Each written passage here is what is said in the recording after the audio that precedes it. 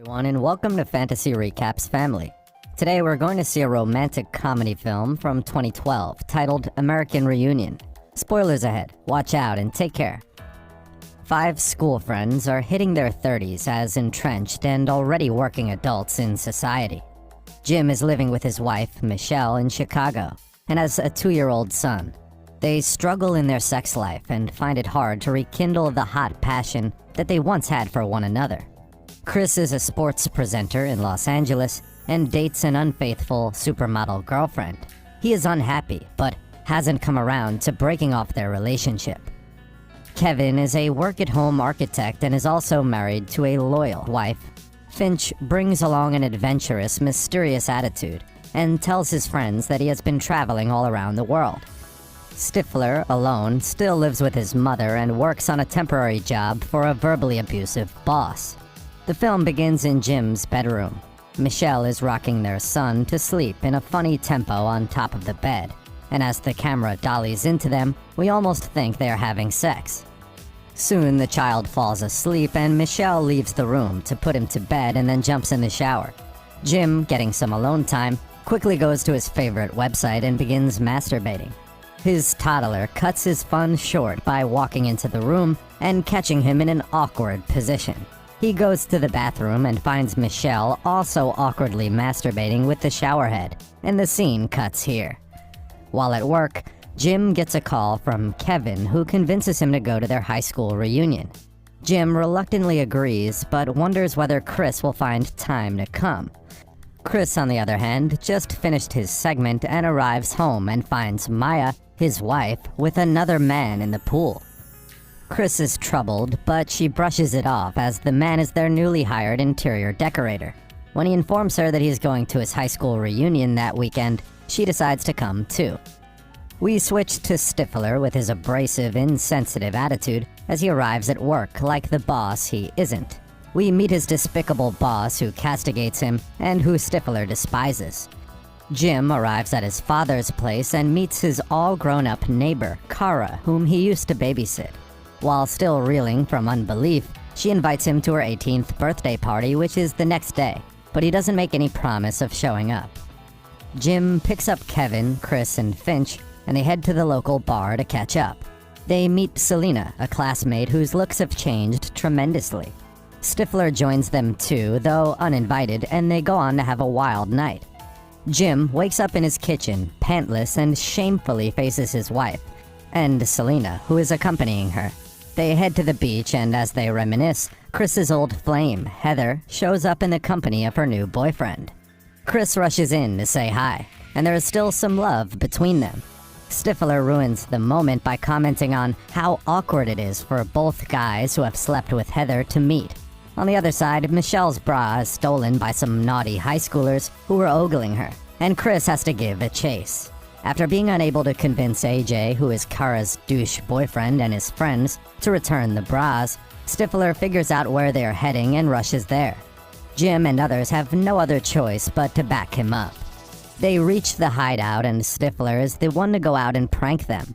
However, they realize too late that Stifler intends to overdo it in punishing the teenagers. He ropes their boat to the car, steals their beer, and shits in their mini-fridge. While getting a beer, AJ put his hands into the mini-fridge and was shocked by the shit. While getting away, Stifler destroys their motorboats by ramming them into trees. They return to the beach where they run into another classmate, Vicky. She invites them to a party at the Falls. As they head over there in the evening, they unintentionally bump into Kara's 18th birthday party celebration. Jim is pushed by Stifler to join the celebration, as Chris and Maya sit down to play a game with Heather and her boyfriend. It unintentionally comes out that Maya is quite promiscuous. Kevin and Vicky are catching up, and Vicky informs him that she is not dating anyone. He is happy about that. Meanwhile, Stifler is hounding Jim to sleep with his just-turned-18 neighbor, Kara. But Jim is hesitant since he is married. Stifler manipulates the situation and manages to leave them all alone.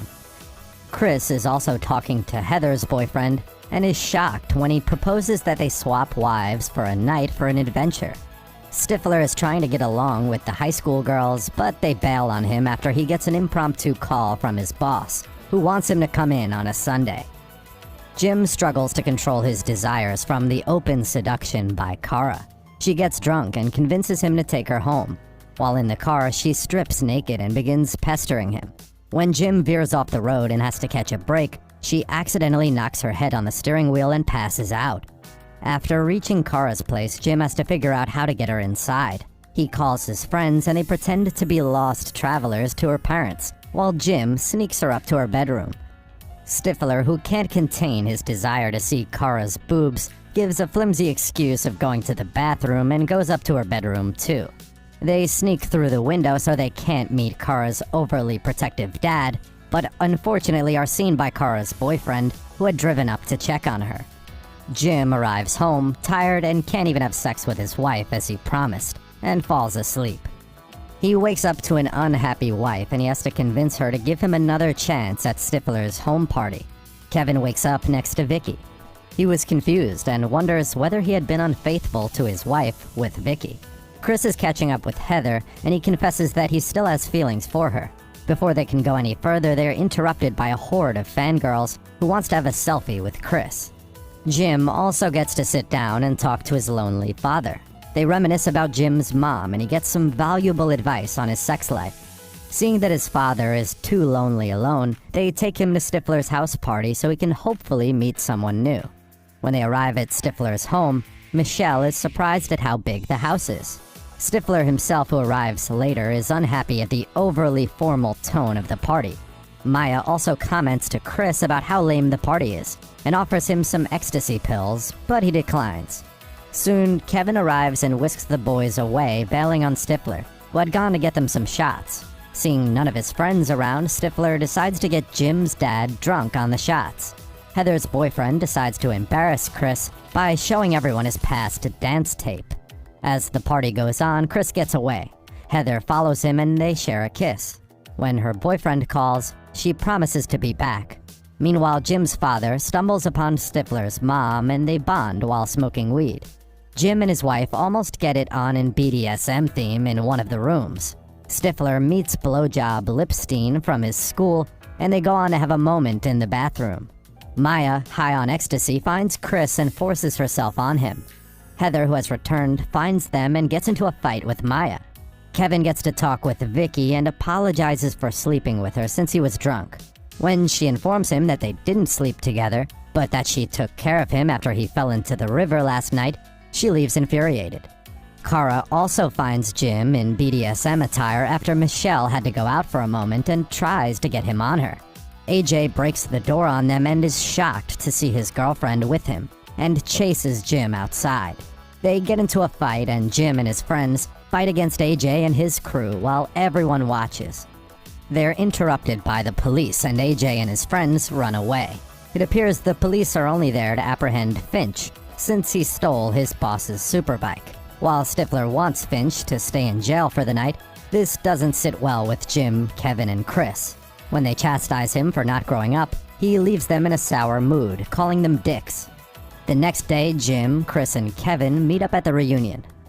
Finch, too, arrives and apologizes for lying that he is an adventurer to his friends. He was just in a regular job. The boys also go and find Stifler at his job and apologize to him. But Stifler's boss arrives and ruins the moment. Stifler stands up to him and finally quits his job. They head off to a happy reunion. At the party, Chris approaches Heather and confesses that he still loves her. She confesses that she loves him too. As they kiss, they invite the fury of Heather's boyfriend, who begins to berate him. Stifler proceeds to knock him down for his friend. Stifler's gay classmates are impressed and invite him to be a wedding planner for their wedding. He accepts this new path in his life. Kevin also apologizes to Vicky while admitting that she will always be his first love. She accepts and says she will always love him too. She meets Kevin's wife and is happily invited to dance. Jim also makes up with his wife, and as they dance, they rekindle their lost sexual passions. Stifler gets to meet Finch's mom, who had come looking for him. He seduces her, and she accepts. They had a wild sex at the football field. Stifler did this to take revenge on Finch because in their school days, Finch used to seduce Stifler's mom.